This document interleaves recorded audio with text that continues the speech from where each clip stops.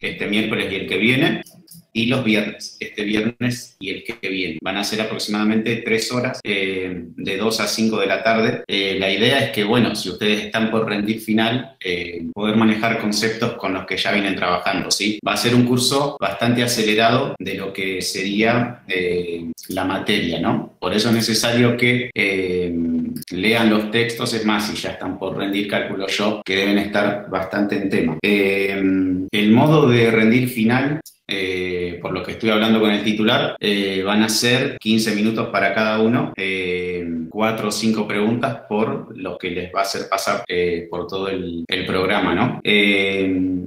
Lo que vamos a ver, esta primer clase va a estar relacionada un poco a la unidad 1, lo que vamos a ver el viernes relacionado a la unidad 2, el otro miércoles a la unidad 3 y el viernes siguiente a la unidad 4, ¿sí?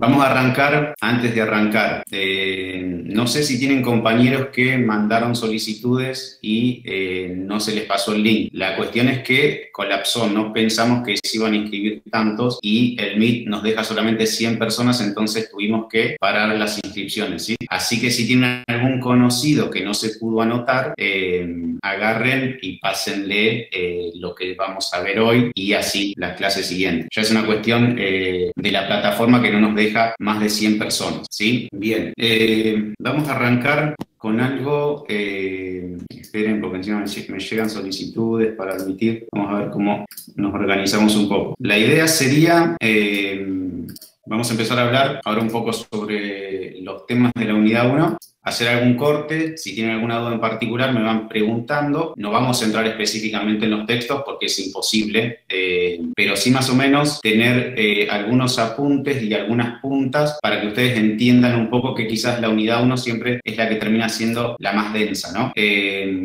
Bien.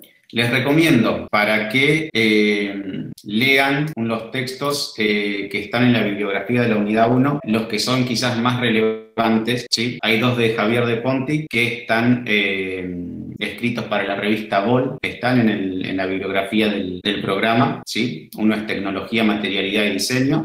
Después lectura sobre tecnología y objetos tecnológicos, ¿sí? Después otro texto muy importante es el de Valderrama, ¿sí? Tienen los textos de Aquiles Gay, los 2 de Maldonado, ¿sí? Ferraro, Sábato, Spey. Bueno, ahora vamos a ir entrando un poco para explicar algunas cuestiones. Bien. Les voy a pedir que desconecten los micrófonos, así creo que están todos desconectados, pero si alguno después tiene alguna duda lo conecta, así no se hace demasiado delay o algo por el estilo.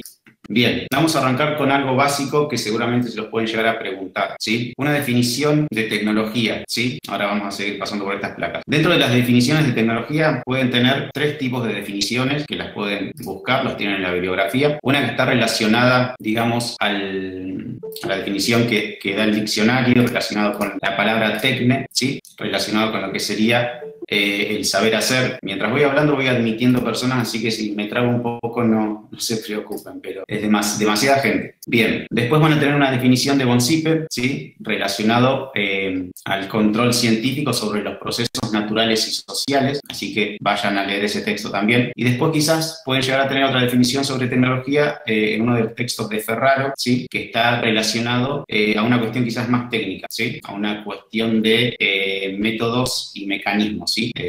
Por ahí pueden empezar a buscar definiciones de tecnologías que quizás el titular se los puede preguntar. O sea, ¿qué es la tecnología en relación a lo que damos desde la cátedra, ¿no? Bien.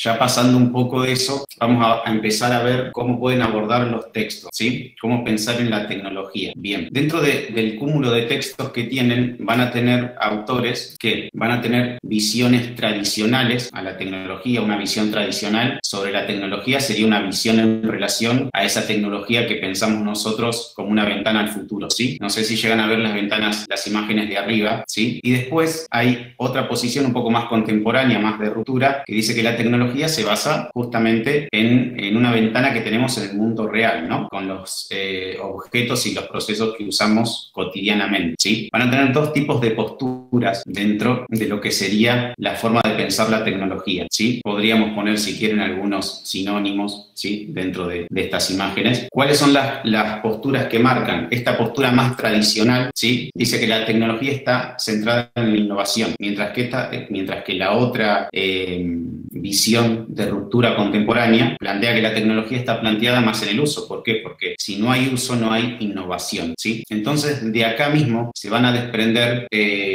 dos posturas también. Una va a estar relacionada al determinismo, ¿sí? Que lo tenemos acá, y otra va a estar relacionada al constructivismo, ¿sí? Relacionada al determinismo, obviamente, sería esta que tiene la innovación, ¿sí? Y relacionada al constructivismo sería aquella que está relacionada al uso, ¿sí? Bien, dentro de lo que sería el determinismo tecnológico, van a encontrar autores que ya más o menos los estuve separando para decirlos.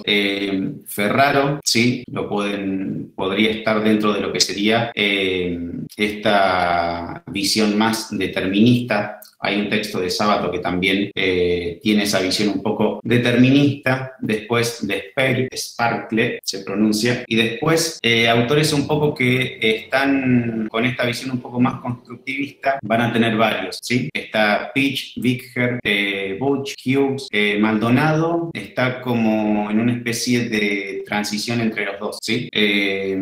Pero bueno, explico esto más que nada para que entiendan cómo se empiezan, o para que ustedes los puedan diferenciar un poco hacia dónde va cada autor cuando empiezan a leer esos textos, ¿sí? Dentro de lo que sería el determinismo, ¿qué es lo que plantea el determinismo tecnológico? El determinismo tecnológico plantea justamente una especie de línea, ¿sí? ¿Qué dice el determinismo tecnológico? Que la ciencia encuentra o produce un invento, esto se produce y se genera la innovación, ¿sí? Es algo muy lineal. Ciencia, invención, producción, innovación, ¿sí? Estas son quizás las posturas más con más años, ¿sí? Después tenemos la postura que está más relacionada al constructivismo tecnológico, que sería una especie todo de nube, ¿sí? ¿Por qué digo así medio de nube? Porque lo que plantea el constructivismo tecnológico es que no se puede generar innovación si no hay uso. Entonces la sociedad es la que dispone y es la que genera y la que está pidiendo que haya algún nuevo invento, ¿sí? La ciencia no está por fuera de lo que sería esta sociedad, digamos, que está pidiendo que se genere algún tipo de invento, ¿sí? Entonces se termina manejando un poco más como una especie de red, ¿sí? Lo que plantea el constructivismo justamente es que si no hay uso, no hay innovación, ¿sí? Son dos posturas que ustedes cuando empiecen a leer los textos van a tener que ver para qué lado va cada autor, ¿sí? Un ejemplo de eso,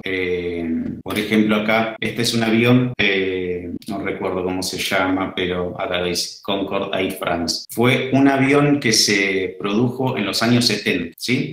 Muchísima tecnología, muy, muy aerodinámico era. Dentro de los libros que serían los grandes avances de la tecnología, estaba catalogado como uno de los mejores aviones, pero el problema que tuvo es que no tuvo uso, ¿sí?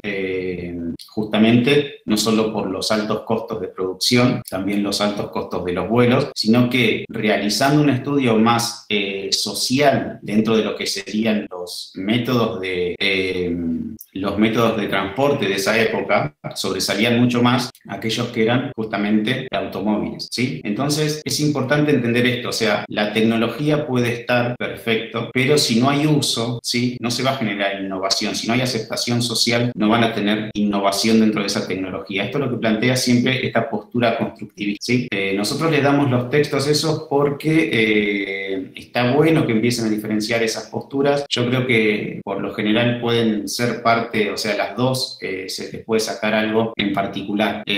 No creo ni que una esté por encima de la otra, ¿sí? Sino que son dos posturas y son sumamente críticas para poder leer esos textos, ¿sí? Bien, les recomiendo si quieren ver un audiovisual, es un documental sobre la historia de Internet, ¿sí? También que lo puedan relacionar con estas posturas un poco constructivistas y deterministas, ¿sí? No solo habla de Internet, de cómo se produjo esta red, sino también de los efectos sociales, los efectos ambientales que tiene, ¿sí? Está muy interesante. No sé si pueden hacer alguna captura de pantalla, acá está, o se los dejo un poco para que lo puedan anotar. Les recomiendo que...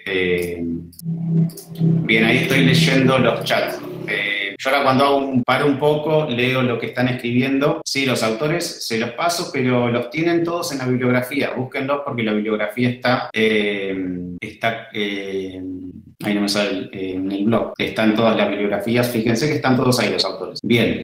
No estoy grabando, así que no sé, no estoy grabando, aviso por las dudas. Bien, ¿dónde entraría el diseño? ¿Sí? Si vamos a la parte de determinismo, el diseño estaría un poco por acá, ¿sí? De la producción a lo que se puede llegar a inventar, ¿sí? Bien, acá quiero hacer un poco un parate para ver si se entienden un poco bien esas posturas de determinismo y de constructivismo, ¿sí? Es necesario que ustedes cuando lean los textos traten de ubicarlos a los autores un poco por cada lado, ¿sí? Quizás algunos pueden estar medios intermedios, pero si ustedes ven algún autor que habla, por ejemplo, mucho de innovación, ¿sí? Quizás tendría que estar en una postura un poco más determinista, ¿sí? Ahora, si ustedes están leyendo algún autor que empieza a tener en cuenta los procesos sociales, el contexto, ¿sí? Y no se centra tanto en la innovación, sino en el uso, ahí tendríamos una postura un poco más constructivista, ¿sí? Bien, hasta acá vamos. Perfecto, voy haciendo un poco así de baches, así me van diciendo, así después no tengo una catarata de preguntas porque somos muchos. Bien, ¿cómo pensar la innovación? ¿Sí? Esto era lo que les decía un poco que plantea la postura determinista, ¿sí? La innovación científica pocas veces desemboca en técnicas que son usadas, ¿sí? O sea, yo puedo tener una idea de inventar algo, ¿sí? Pero si no tengo en relación el contexto, ¿sí? O que quizás qué uso se le puede llegar a dar a eso, quizás no haya innovación, ¿sí? No hay innovación si no hay uso, ¿sí? Bien, vamos a repasar un poco uno de los textos que son interesantes, que es el de Maldonado, ¿sí? En lo que plantea en uno de los textos que tiene sobre los anteojos, ¿sí? Él empieza a plantearse por qué tarda un siglo y medio. Disculpen, pero estoy admitiendo más gente, ya estamos medio en el límite, así que en lo que plantea justamente es por qué pasa un siglo y medio, ¿sí? De que los hombres produjeran lentes divergentes, o sea, para miopes, a que empiecen a producir lentes convergentes, ¿sí? Y acá es muy interesante porque hay una cuestión social, ¿sí? ¿Qué pasaba en esa época feudal, ¿no? Por lo general, la gente, los miopes, digamos, que eran los que en ese momento necesitaban de lentes, eran los que vivían dentro del feudo, ¿sí? Eran los que tenían interacción social, digamos, con toda la parte feudal, ¿sí? Eran escribas, carpinteros, jueces, zapateros, etc. Por otro lado, los que vivían por fuera, ¿sí? Del feudo, los que eran cazadores, soldados, pedreros, que tenían incluso corta expectativa de vida, mucho más corta de los que vivían adentro, no necesitaban de los lentes, por más que fuesen prestivas, no necesitaban, porque no estaban conviviendo dentro de la parte feudal, ¿sí? No tenían interacción. Cuando el feudo empieza a agrandarse un siglo y medio después y estos personajes empiezan a ingresar, ¿sí? Y empiezan a tener relación con lo que sería el mercado y todas otras cuestiones, empiezan a tener la necesidad de que se generen esos lentes, ¿sí? Léanlo este texto porque es muy interesante y fíjense cómo esta cuestión social y de contexto influye justamente en la producción de estos lentes, ¿sí? Quizás si hubiesen hecho esos lentes cuando todavía esas personas no estaban dentro del feudo, no hubiesen podido o no hubiesen tenido uso, ¿sí? Bien, otro texto también que es interesante para que lo puedan leer es uno en relación a la bicicleta también, que plantea justamente ese tipo de diseño de bicicleta que en su momento era innovador, que hoy sería sumamente incómodo andar con ese tipo de bicicletas, pero que en el contexto en el que se había hecho por las calles, por una cuestión de género también, porque solamente los hombres andaban en bicicleta, era aceptado socialmente, ¿sí? Lean esos textos que les van a servir de ejemplo también para entender un poco esta parte de el uso, ¿sí? En relación también al contexto. Bien, vamos a una pregunta que quizás también se las puedan llegar a hacer en relación a lo que sería el marco tecnológico, ¿sí? Cuando hablamos de marco tecnológico, o sea, tengan en cuenta que el concepto de marco tecnológico es un concepto que es movible para todos lados y adaptable a cada una de las circunstancias, ¿no? Yo siempre que explico esto, me gusta explicarlo quizás con algunos ejemplos porque me resulta incluso que se puede llegar a entender mejor, ¿sí? Este ejemplo se da en uno de los teóricos, ¿sí? Es una de las señales más conocidas, la señal de taxi, hecha por el estudio Shakespeare, ¿sí? En los años 70. Bien, para entender un poco el marco tecnológico que abarca justamente simplemente esta señal, ¿sí? Tenemos que entender un poco el contexto, ¿sí? En el que se pidió, ¿sí? Y justamente también el momento en el que se produjo, ¿sí? Tengamos en cuenta que estamos hablando de una ciudad como Buenos Aires, que es un caos, muchas veces terminaba siendo un caos, hoy lo es también, pero lo que se empezó a plantear dentro de, el diseño de esta pieza, ¿sí? Fue también generar un poco un orden vehicular también, ya al colocarlo en distintos lugares dentro de la ciudad. Estas paradas ya limitaban a los taxistas a ir hacia esos lugares, a las personas a hacer cola justamente en esos lugares, ¿sí? Pero bueno, ahora lo que tendríamos que preguntarnos, ¿no? Para poder entender un poco el marco tecnológico, ¿sí? En principio, ¿quiénes lo van a usar? ¿Sí? O sea, ¿cuál fue el objetivo o para quién está, para qué está hecho? Está hecho para identificar paradas, ¿no? Bien. ¿Qué prácticas se generan alrededor de su uso? ¿Sí? O sea, no solo vamos a tener una especie de tratar de acomodar un poco el tránsito, sino que también, como les decía hoy, los taxistas van a saber hacia dónde ir y las personas que necesitan tomarse un taxi van a saber en dónde se lo tienen que tomar, ¿sí? También tenemos que entender quiénes interactúan. Bueno, no solo los pasajeros, los choferes, las entidades que están detrás de esto, ¿sí? Después, ¿cuál fue el momento social en el que se hizo? ¿Sí? Y cuando me refiero al momento social, también a las técnicas de producción, ¿sí? Convengamos que este tipo de corte y este tipo de grabado dentro de lo que sería el diseño era, para esos años, los años 70, era bastante innovador, ¿sí? Estamos hablando de chapas de corte, impresión sobre chapa, ¿sí? Entonces, cuando ustedes les preguntan sobre el marco tecnológico, van a tener que tener en cuenta todas estas preguntas que acá, o sea, esto es un ejercicio sumamente crítico que tienen que hacer ustedes, incluso pueden, si les llegan a preguntar sobre el marco tecnológico, pueden citar ejemplos, ¿sí? Estas preguntas se las tienen que hacer y sería como una especie de investigación y todo lo que encuentren es lo que va a abarcar el marco tecnológico, ¿sí? Bien, dentro de lo que sería el marco tecnológico vamos a tener qué es la tecnología en uso, ¿sí? O sea, vamos a tener el contexto, tenemos la tecnología con el uso y los objetos que se usan, ¿sí? También lo voy a explicar quizás con un ejemplo que me parece que es mucho más interesante y más entendible. Bien, no sé si reconocen esto. Este es el mapa de Londres, ¿sí? Este fue uno de los primeros mapas que se hicieron en relación al subte de Londres, ¿sí?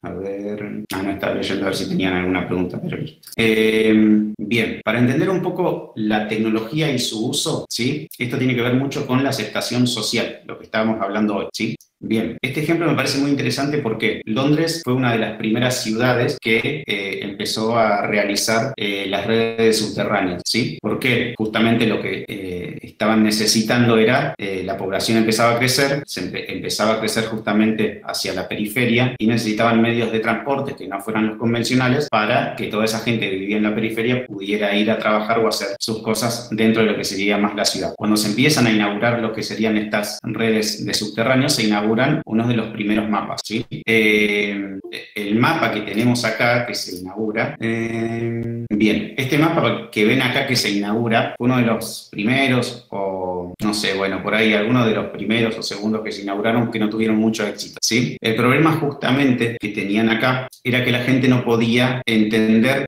¿sí? A la hora de tomarse el subte, dónde estaban sus paradas, de qué forma tenían que tomarse el subterráneo, dónde las estaban dejando. O sea, el problema principal era que ellos agarraban el mapa, ¿sí? Y colocaban todos los trazos arriba de lo que sería los caminos que llevaba el subterráneo. El que entendió ese problema y pudo generar una llave de acceso al uso, digamos, fue Harry Beck, seguramente lo conocen. El señor este era electricista dentro de lo que serían en ese momento las redes de subterráneo. Él lo que hizo fue trasladar con esa especie de líneas, ¿sí? Conectores y flujos de personas, ¿sí? Flujos de transporte, digamos. Lo que hizo fue trasladar, sacar todo lo que molestaba dentro de lo que sería el mapa y generar algo mucho más simple que a su vez se pudo entender mucho mejor, ¿sí? Es este sistema que se usa hoy en día en todos los subterráneos, ¿sí? Entonces, cuando hablamos un poco de lo que sería la tecnología y su uso, está mucho en relación también a entender cómo se puede llegar a hacer para que esas personas tengan acceso al uso, ¿sí? Porque acá la tecnología estaba dada, o sea, los túneles subterráneos estaban hechos, ¿sí? Había tecnología para que los trenes pudieran andar, ¿sí? Pero estaba faltando algo que hacía que la gente no lo estaba usando, ¿sí? Y justamente era una pieza, ¿sí? Y en este caso lo que supo hacer Harry Beck fue entender ese flujo de información, ¿sí? Y poder llevarlo al grado tal de simplificación de que sea algo totalmente entendible, ¿sí? Bien, Estos yo se los cito como ejemplos por posibles preguntas que les pueden llegar a tomar, ¿sí? Si ustedes siempre quieren utilizar un ejemplo, me parece bárbaro, ¿sí? Yo creo que lo que le interesa mucho a Javier es que sean críticos a la hora de si él les hace una pregunta, poder contestarlas con criterios y no repitiendo cualquier cosa, ¿sí? Siempre es interesante que entiendan un poco los conceptos. Bien, no sé si tienen alguna duda hasta acá de algo. Bueno, voy a seguir. Perfecto. Lectura de objeto tecnológico, ¿sí? Texto de Aquiles Gay. Hay un video también en el blog, ¿sí? Hoy la app de los colectivos serviría, ¿no? Bueno, habría que hacer un estudio también, ¿no? Seguramente también ahí habría cuestiones más también generacionales, ¿no? Pero sí, se pueden hacer. Está bueno que lo planteen y que ustedes empiecen a entender, digamos. O sea, yo capaz que, no sé, se lo doy a una persona mayor y no lo entiende, ¿sí? Pero por eso es interesante que empiecen a ser un poco críticos ante esas cosas. Bien, lectura de objeto tecnológico es el texto que tenemos de Aquiles Gay, ¿sí? Como les decía, hay un video que está en el blog, ¿sí? Que está muy interesante, muy bien explicado, ¿sí? Que es sobre la olla a presión, que justamente está hecho en base al texto de Aquiles Gay, ¿sí? Bien, dentro de la lectura de objeto tecnológico, yo calculo que todos se deben acordar el problema que les hacíamos hacer. Seguramente todos tienen objetos diversos, ¿sí? Lo que nos interesa a nosotros cuando les hacemos hacer ese ejercicio es entender el objeto, ¿no? Justamente como un conjunto de signos, ¿sí? Es entender el objeto como algo que detrás de ese objeto hay muchísimas personas, muchísimas cabezas que pensaron para que ese objeto tenga esa determinada forma, para que ese objeto tenga esa determinada estructura, ¿sí? Entonces, a ver, el diseño nos cruza por todos lados, o sea, desde que nos levantamos hasta que nos acostamos tenemos objetos y vivimos nuestra vida en base justamente al diseño de estos productos, ¿sí? Digo, no sé, se me ocurre, si yo agarro hoy en día un control remoto, ¿sí? De un televisor, más allá de sus diferencias que pueden llegar a tener, un control remoto va a ser rectangular, ¿sí? Muy pocas veces, no sé, no he visto ningún control remoto de otra forma, ¿sí? Bueno, pero ¿por qué? Está bueno que se lo empiecen a plantear, digo, hay una forma que está planteada dentro de ese objeto que lo hace universal para todos, ¿no? ¿Sí? No sé, sería lo mismo si fuese redondo, no, o sea, no sería ni siquiera un poco cómodo para poder manipularlo, ¿sí? Ahora también cuando empiezan a pensar dentro de la disposición de los botones de los controles remotos, puede haber millones, ¿sí? Pero por lo general hay una en particular que diferencia el botón de apagado y de encendido sobre todas las demás, ¿sí? Estoy dando un ejemplo muy simple, pero que es interesante que ustedes lo tomen y empiecen a ver esas cosas, la disposición de los botones, la jerarquía, ¿sí?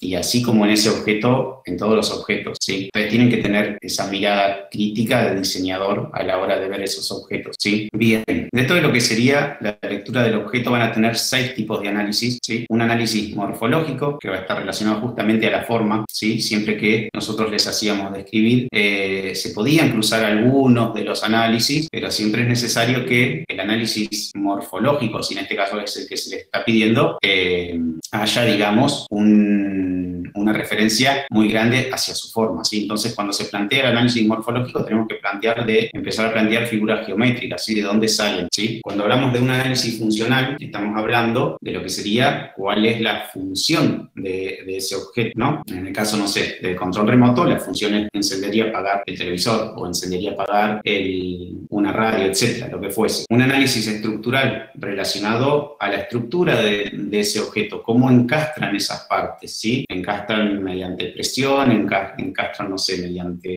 tornillos, encastran mediante, bueno, muchísimos tipos de análisis estructurales pueden tener. Un análisis de funcionamiento, que no hay que confundirlo con el análisis funcional, ¿no? El análisis funcional está relacionado a cuál es la función de ese objeto y el análisis de funcionamiento es cómo funciona ese objeto, ¿sí? Entonces, si yo tengo un control remoto, el funcional va a ser apagar y prender el televisor. ¿Su funcionamiento cómo va a ser? Y bueno, mediante un mecanismo, un circuito integrado, ¿sí? Se van apretando los botones, se van a mandar impulsos y estos van a generar que puedan tener interacción con el objeto, con el televisor, ¿sí? Después vamos a tener un análisis técnico constructivo, ¿sí? Que es un análisis en relación a cómo se producen esos materiales, ¿sí? Con los que se hace el control remoto. Digo, bueno, si lo estoy haciendo de plástico, bueno, ahí tengo que investigar si se hace por moldes, si se hace por fundidos, con calor.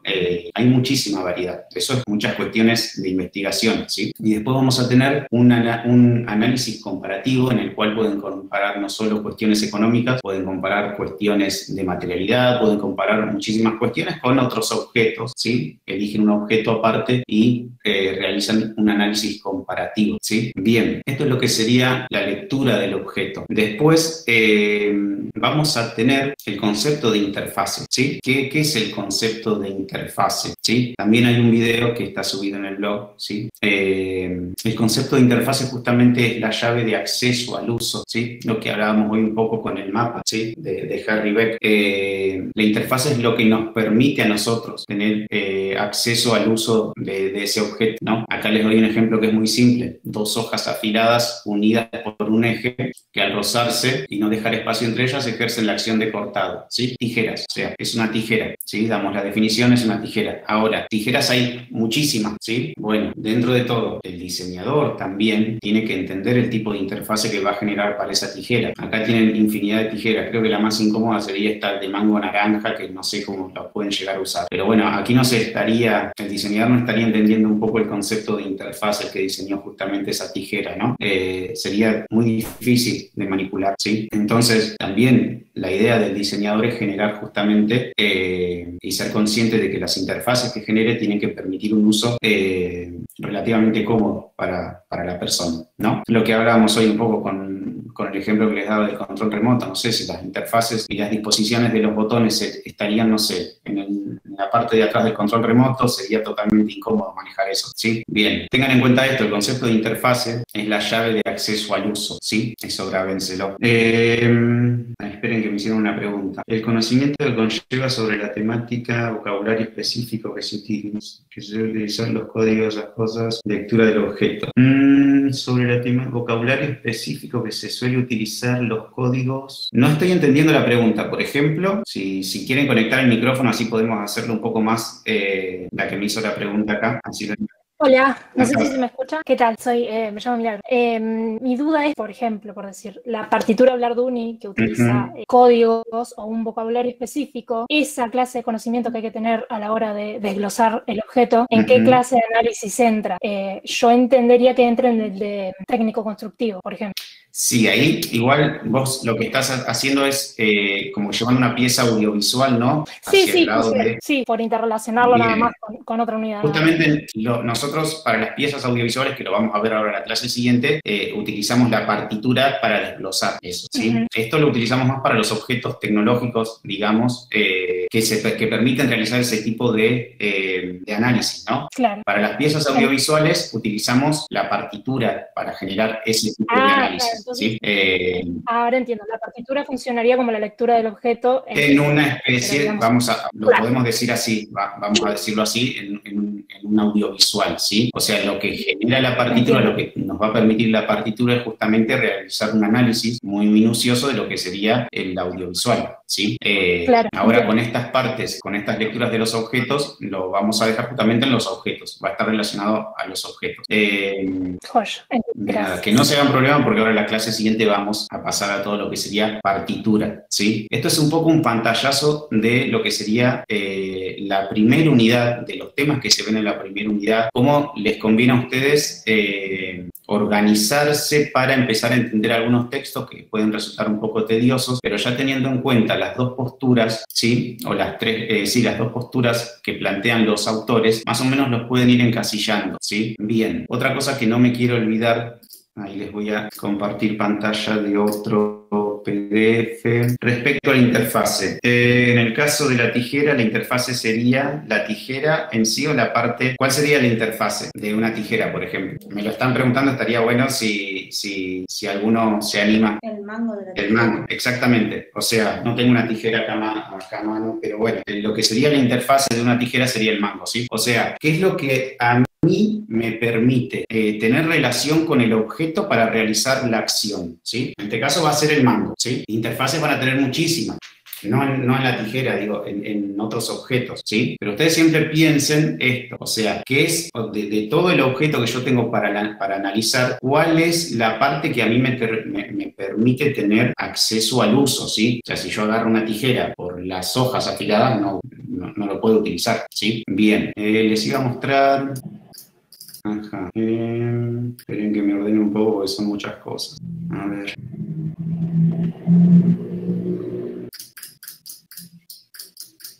¿Están viendo pantalla ahí? Sí. Sí, sí. Sí, Bien. que es el diseño. Una pregunta que quizás también Javier se las puede hacer, ¿qué es el diseño? ¿Sí? O cuál es la visión del diseño según la cátedra, ¿sí? En relación a la tecnología. Bien, tengan en cuenta esto, esta diferencia entre diseño en comunicación visual y diseño en comunicación, ¿sí? Hay un manifiesto que plantea Icobrada, que es del 2011, me parece, que lo que estaba planteando es generar una definición acorde del diseño de cara a los 30 o 40 años posteriores, ¿sí? Porque es una carrera que va cambiando constantemente, ¿sí? Entonces, ¿desde qué punto de vista nos posicionamos ante el diseño, ¿no? Y para esto es muy importante entender al diseñador, ¿sí? Despojarlo de lo que dice el diseñador en comunicación visual, sino un diseñador de comunicación, ¿sí? Entender que el diseñador, ¿sí? Tiene que tener una actividad intelectual, ¿sí? Es la famosa frase del diseñador sin lápiz, la persona pensante que ve el problema y busca soluciones, ¿sí? Más allá del manejo técnico que pueda llegar a tener o no, ¿sí? O sea, un diseñador tiene que saber planificar, ¿sí? Porque justamente la estrategia necesita de planificación. Tiene que administrar los recursos, ¿sí? Ya sean recursos técnicos o recursos intelectuales. Tiene que saber dirigir, ¿sí? Llevar un equipo, ¿sí? En esta parte, lo que nos parece interesante del manifiesto de Icobrada, que es el que plantea desde la cátedra, es ver al diseñador como un solucionador de problemas y no solamente problemas visuales, ¿sí? Sino que también entran en relación con otros tipos de carreras, ¿sí? Tengan en cuenta que el diseño, más allá después de cada especificación, ya sea diseño visual, industrial, tiene una base en particular, ¿sí? Y se relaciona con muchas otras materias, se está relacionando mucho con la medicina, el diseño, ¿sí? Entonces, si les llega a hacer alguna pregunta en relación al diseño, ¿sí? Tengan en cuenta el manifiesto de Icobrada, búsquenlo y léanlo, ¿sí? Era lo que les decía hoy, identifica y define problemas, lo soluciona, analiza las posibilidades a través del pensamiento crítico, creatividad, experimentación. Esta idea de el diseñador sin lápiz, ¿sí? El diseñador que piensa y trata de resolver el problema, ¿sí? Es lo que siempre les decimos a la hora de que les damos los ejercicios nosotros. Bien, quería dejar esto claro porque capaz que es algo que se nos puede llegar a preguntar. Se me corta de ratos como la charla, quería saber si era yo, no sé, a algunos les está pasando que se les corte la charla. Yo creo que tengo buena internet, pero quizás al ser tantas personas, estamos con 90 personas. Quizás puede ser que sea algún problema en relación a eso. Bien, bueno, esto es un poco un pantallazo de lo que sería la primera unidad, ¿sí? Estoy acomodando ahí. Bien. Yo no sé si van a rendir todos ahora en esta mesa. La verdad que me sorprendió mucho la cantidad de inscritos. Ahora les voy a pasar los textos más importantes que tienen que tener en cuenta. Son básicamente casi todos, pero más o menos para que los puedan empezar a identificar, ¿sí? Bien, como les decía hoy, los de postura un poco más determinista, fíjense, si están hablando mucho de innovación, Ferraro puede ser, Sparkle, Sábato quizás un poco por la época, ¿sí? Después constructivista tienen a Pinch, a Bizker, a Butch, a Hughes, y un poco el que está en el medio de los dos puede ser Maldonado, ¿sí? Pero bueno, eso es un poco un repaso sobre la unidad 1, ¿sí? Por eso yo siempre les digo que es interesante que tengan los textos siempre leídos y tengan conocimiento de lo que estamos hablando, ¿sí? Porque si lo agarran de cero es como que no les aconsejo que se metan a rendir si todavía están un poco retrasados con las lecturas. Bien, les voy a pasar también un cuestionario para que tengan algunos ítems, algunas definiciones, ¿sí? Puntos específicos que quieran para que puedan ver, ¿sí? Más o menos de lo que es esta primera clase. A ver. ¿Se sabe la modalidad de examen? Los exámenes van a ser online, ¿sí? Cámara encendida, no pueden estar con la cámara apagada, ¿sí? Cámara encendida, de frente, que se los vea bien. Son alrededor de 15-20 minutos, 4 preguntas que hace el titular, 4 o 5 preguntas, los hace pasar un poco por todas las unidades temáticas. Es importante que sepan relacionar conceptos, que sepan relacionar autores, ¿sí? Nosotros lo que vimos ahora es un poco todo lo que tienen en relación a la unidad 1, ¿sí? Lo que vamos a ver en la clase siguiente va a estar mucho más relacionado a la unidad 2, que va a ser fotografía, ¿sí?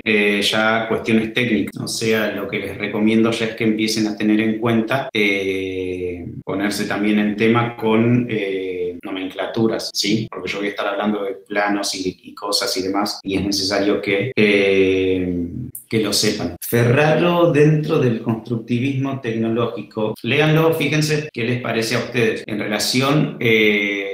Si vamos mucho a lo que plantea Ferraro en términos de innovación, si es mucho innovación, va a estar muy relacionado al determinismo, ¿sí? Ahora sí, ustedes empiezan a leer según lo que anoté del determinismo. Si quieren, hacemos un repaso. El determinismo está relacionado a la innovación, ¿sí? Determinismo es innovación, ¿sí? Innovación...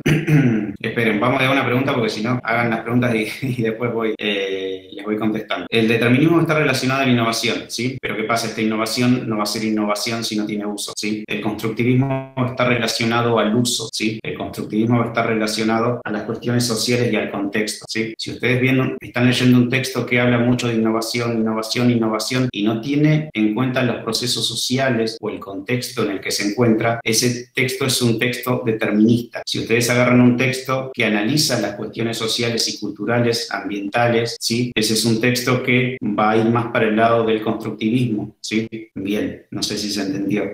¿Nos dan algún objeto para analizar? No, creo que no les van a dar, creo que no. Me parece que no por cuestiones de tiempo, o sea, si son muchos los que tienen que rendir, no creo que se les dé un objeto para analizar. Ponen a disposición la bibliografía digital, búsquenla si aparece en el blog. Yo le voy a consultar al jefe de trabajos prácticos. Yo creo que están en los textos que yo les mandé, yo los encontré todos en digital. Tienen que buscarlos, quizás en algunos no aparecen, no sé si van a estar en el blog, en otros sí. En la página de la revista Bol de la facultad están los de Javier y empiecen a buscarlos por internet que tienen que aparecer. Yo en este momento los tengo, no sé si los tengo en otra computadora o qué, pero creo que los tenía en digital. Pero si no, yo siempre los tengo la fotocopia.